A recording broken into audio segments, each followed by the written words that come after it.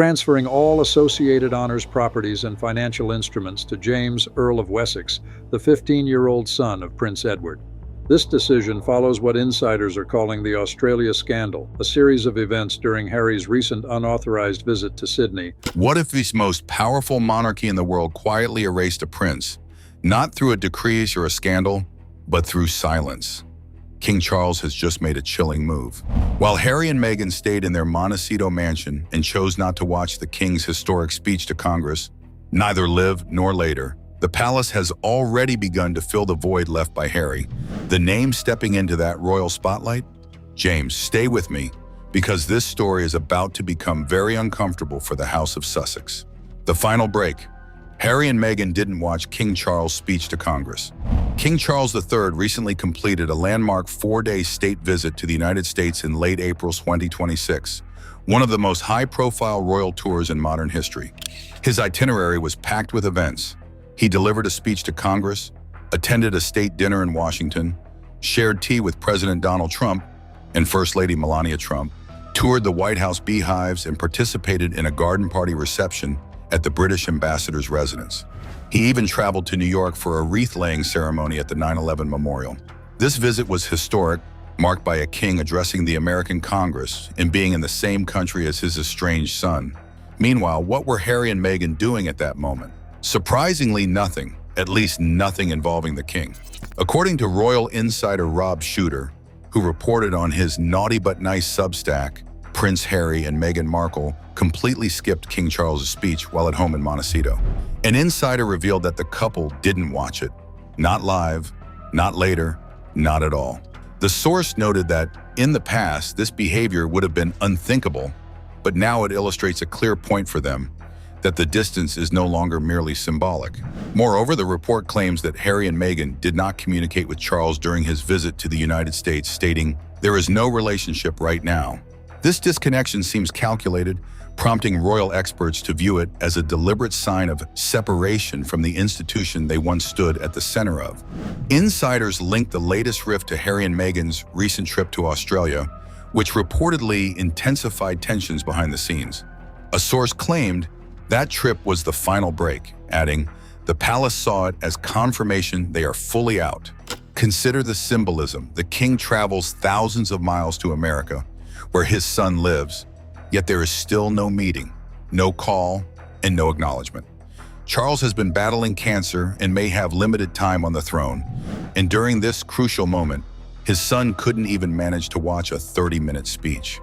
There was nothing scheduled for California, where Harry, Meghan, and their children reside, and while there are several reasons for this, those reasons seem almost irrelevant at this point. The verdict has already been delivered. The Sussex exit is no longer just a chapter, it has become the entire book. Meghan blames the royals. Tom Bower's bombshell book tears the veil off. Now let's discuss the central accusation in this story, Meghan blaming the royals. This isn't a new issue, but by 2026, the evidence has been accumulating in ways that are making even longtime Sussex supporters uneasy. In March 2026, an excerpt from royal biographer Tom Bower's new book, Betrayal, Power, Deceit, and the Fight for the Future of the Royal Family, was published in the Times. The excerpt does not paint a favorable picture of Prince Harry, Meghan Markle, or their relationship with the royal family.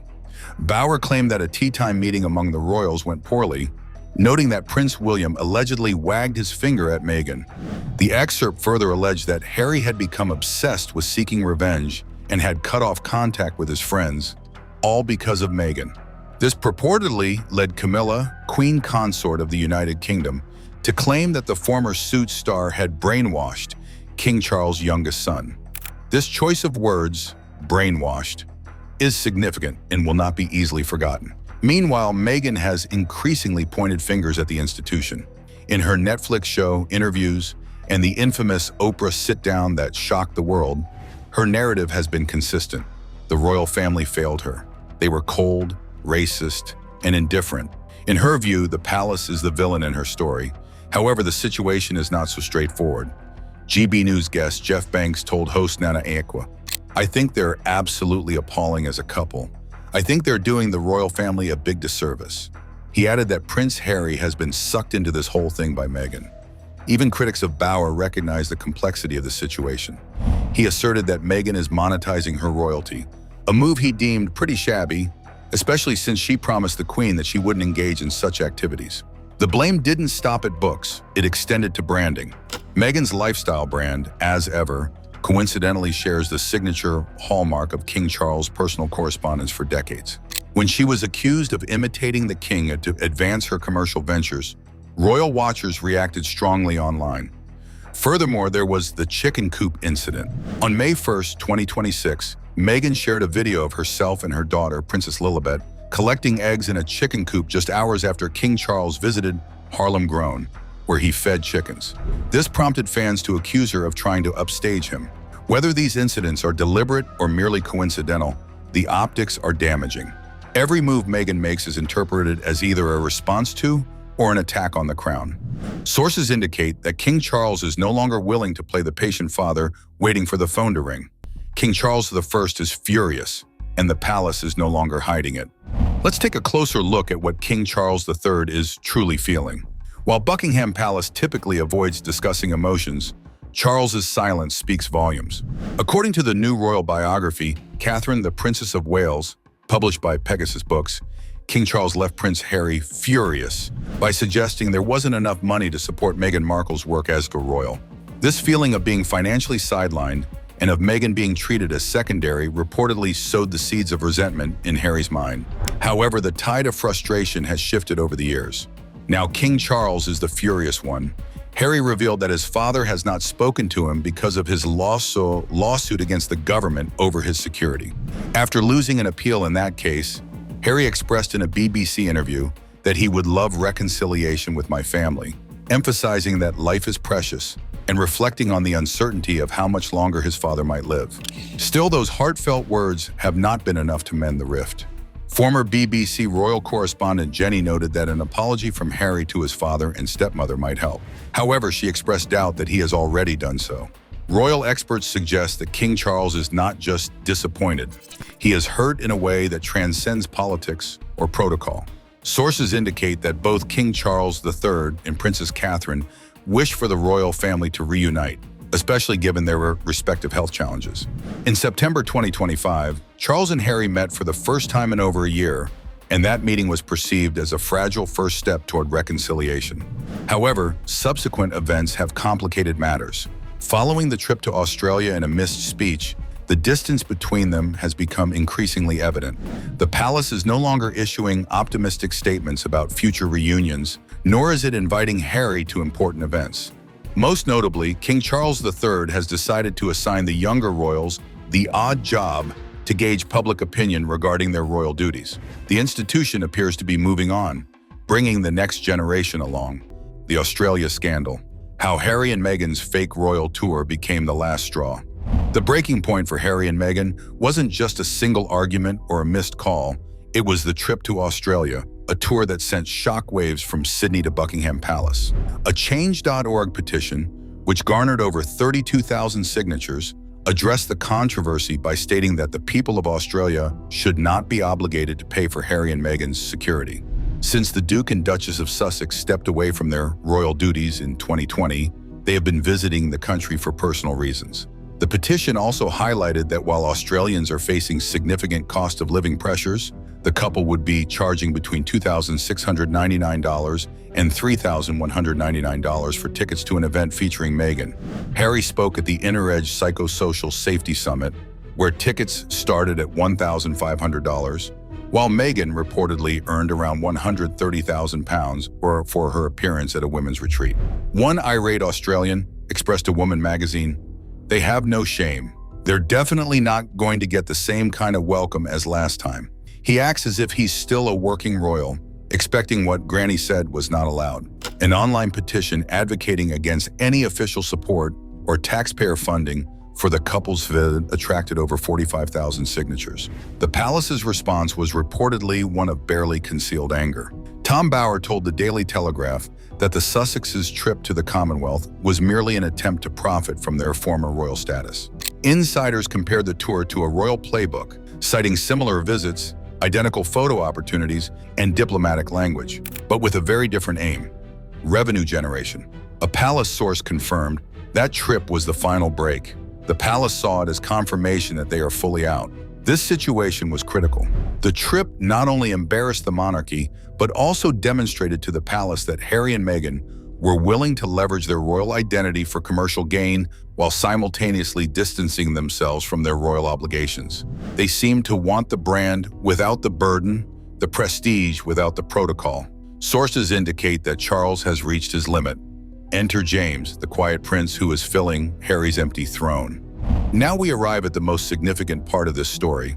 While Harry self-destructs from 5,000 miles away, the royal family has quietly found its new prince. His name is James. James, Earl of Wessex, is the 18-year-old son of Prince Edward, Duke of Edinburgh, and Sophie, Duchess of Edinburgh. He is the nephew of King Charles III. James is calm, dignified, and, most importantly, present. Prince Edward has emerged as one of the busiest working members of the British royal family, undertaking extensive international travel and championing youth empowerment initiatives worldwide. Throughout 2025, the Duke's schedule is packed with overseas tours representing King Charles III, from India and Canada to Papua New Guinea and Japan. The entire Edward and Sophie branch of the family has been stepping up, and young James is being carefully groomed. Not in the headlines or through Netflix deals, but through quiet, consistent royal service. Upon Prince Edward's elevation to the dukedom in 2023, their son James became the new Earl of Wessex at the age of 15. He currently does not hold an HERH designation, a deliberate choice made by his parents to provide him with a normal life. However, in palace circles, James is increasingly being discussed as the kind of young royal the family needs: humble, hardworking, and untainted by drama. As the new year unfolds, the younger royals will likely compete for larger roles within the monarchy. King Charles III is expected to assign them odd jobs to gauge public opinion regarding their royal duties. What does it mean to replace Harry? It doesn't imply a formal announcement or stripping of titles. It means that the institution, built on continuity, duty, and the importance of showing up, moves forward. When one prince refuses to engage, another steps in. A campaign to bring Harry back into the royal family involved intense negotiations among its members. Reportedly, Prince William only agreed to the plan after receiving reassurance that Prince Andrew would be sidelined. However, that window now appears to be closing. While Harry remains in California, posting lifestyle content and missing congressional speeches, James, Earl of Wessex, is learning what it means to carry a crown, and the palace is watching closely. What happens next? The royal family moves on, and Harry's clock is ticking. Where does this all lead? Let's be clear. Harry is 41 years old. His father has cancer. In an interview with ITV from Ukraine, he said, "I will always be part of the royal family. I enjoy being able to do these trips and support the people I've met before." However, the palace, and especially King Charles, may no longer feel the same way. Friends say Harry is now focused on ensuring Archie and Lilibet understand their British roots and maintain a relationship with King Charles while he is still around. People close to Harry say he feels troubled that Queen Elizabeth's last wish, to have all her great-grandchildren together at Balmoral, never came to pass. But feelings alone won't make phone calls. The king needs communication. Former royal correspondent Jenny said, 2026 could be a good year for Harry. If his security review goes well, he'll be able to visit the UK more often. This review, by the Executive Committee for the Protection of Royalty and Public Figures, started in January 2026 and is expected to help Harry. It might be his best chance to reconnect with his family. But time is short. 6 people told Variety that the Duke and Duchess struggled to create new content for Netflix. Several sources also reported poor communication, and viewership of With Love Meghan was low.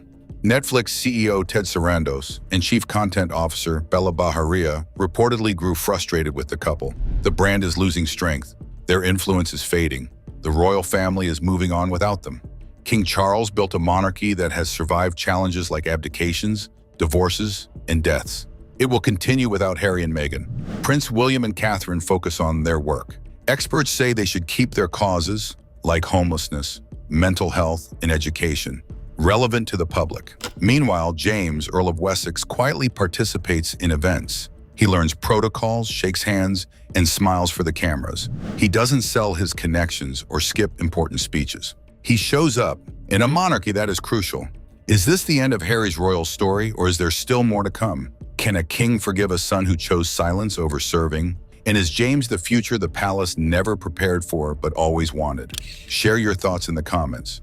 If you believe Harry can still return, hit the like button. If you think the palace has already moved on, subscribe and turn on notifications. This royal drama is not over, and we will cover every update. See you next time.